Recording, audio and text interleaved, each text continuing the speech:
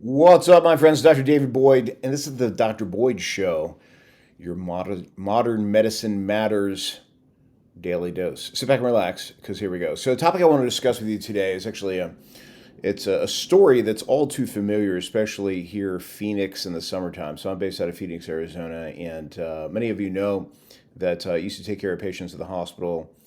Decided to leave that line of work and start my own thing, Blind Spot Medical. But one of the things that there's something that a lot of folks don't know around the U.S. and especially here in Phoenix is is when illegal immigrants get picked up in the desert, kind of what happens medically.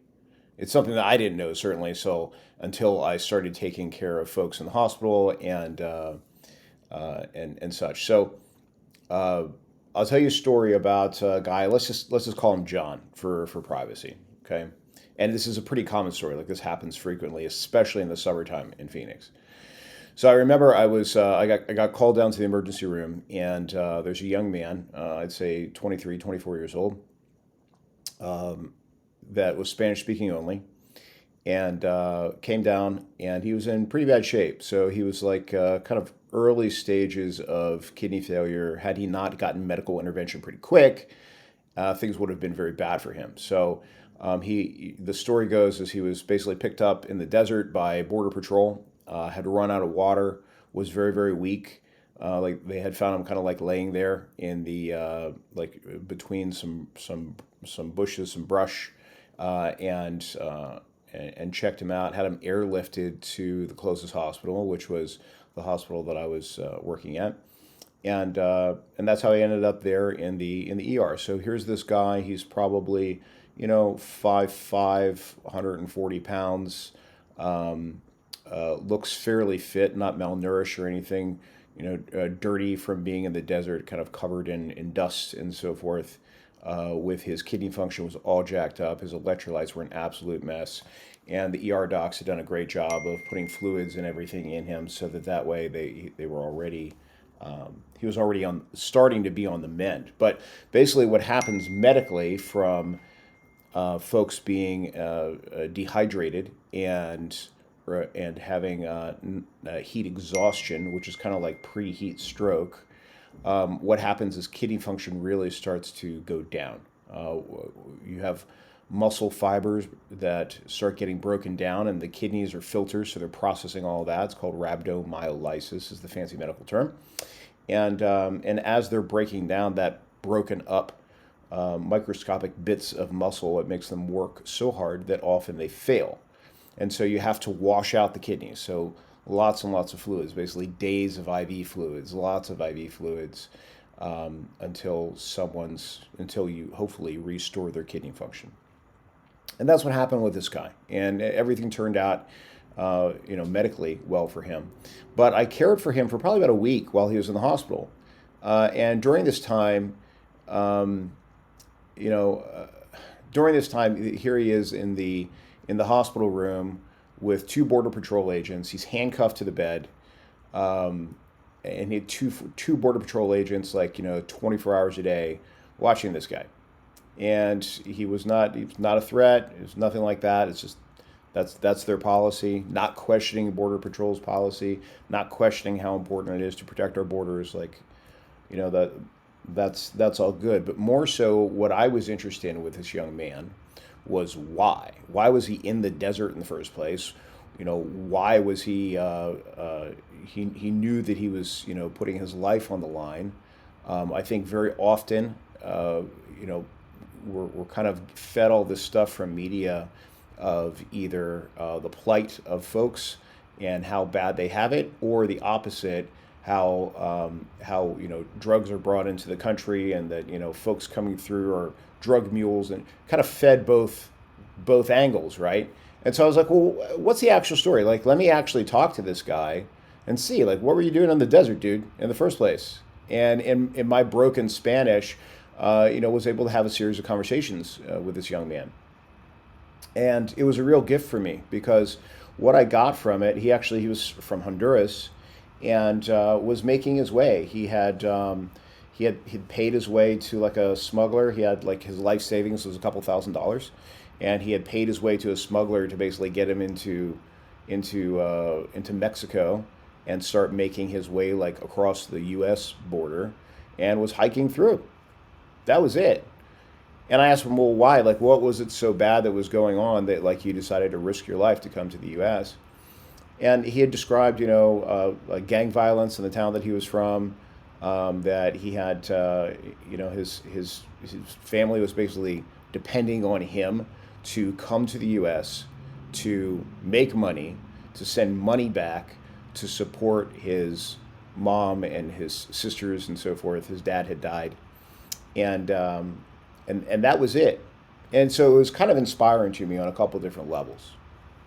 Why? Because that's similar to the origin stories of my family. Like if I go back, hundreds of years ago and trace my lineage back, it's the same story. Like the side of the family that came from Ireland or the side of the family that came from Italy, it's basically the same thing. They took this, things were bad conditions where they were at. They decided, you know what, there's going to be more opportunity in the United States, and maybe we can then help support the family back home. Same story. We're a nation of immigrants. So that was case number one of how great this country is, and that there's for all of the things that are goofed up, that are not great about this country, it's still pretty damn good. Second thing was, you think about the effort, like the tremendous effort that it took on this man's part, literally to walk from Honduras to Arizona. Massive effort, massive courage to do it in the first place. All for what? For a chance. And so for me, I think about that every time that I'm starting to feel lazy, every time I'm like, you know what, I'd rather sit on the couch today, or I'm not going to go to the gym, or, it's too hot outside. I don't want to go for a run because it's uncomfortable. I think of this kid. Kid to me, he was like 23, 24, I'm 45. I think of this guy and I think to myself, you know what? Like, look at the opportunities that I have just being here in the U.S., having legs that work, able to move myself around, having kidneys that work, which at his time, his weren't working that well, and the blessings that we have. So I share that story with you simply for that reason. All too often, we end up making excuses for ourselves. I know I've made so many over the years.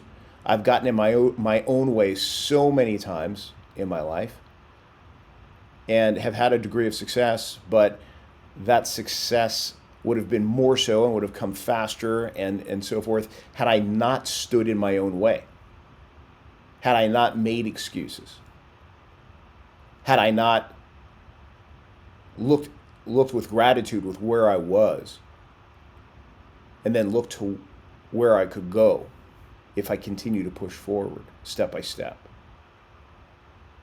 And that's what I hope this echoes with you today here in that story of this young man we'll call John, because we're all called to a better version of our life. And on a journey of personal development, consider that all actually begins with your health. Like, without your health, you don't have anything. This guy walking through the desert almost died. Whatever opportunities he could have had, if he was dead, then you can't have the opportunities. I mean, it's pretty freaking simple, right? You can have all the ambition you want, but if you're dead, you're not going to make it.